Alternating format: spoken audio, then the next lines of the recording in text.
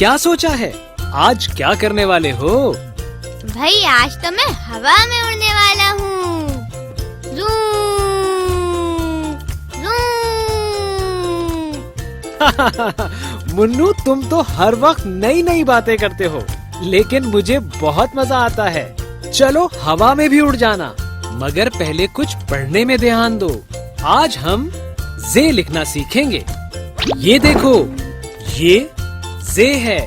इसकी आवाज ज है। ज, ज।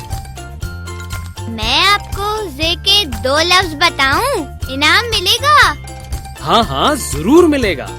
पहले बताओ कौन से अल्फाज हैं? एक तो है तरबूज और दूसरा है ज़राफ़ा। वाह मुन्नू, बिल्कुल सही बताया।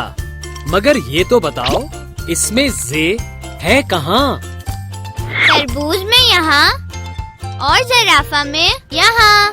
भाई बहुत अच्छे, तुम्हारा इनाम तो पक्का हो गया। तुमने बिल्कुल सही बताया। इन अल्फाज में जे यहाँ है। चलो इसको लिखना सीखते हैं।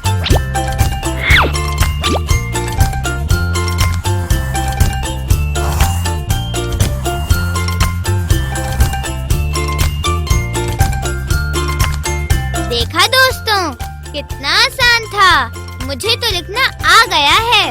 अब आप वीडियो को पॉज करें और खुद लिखें। नुक्ता जरूर लगाइएगा।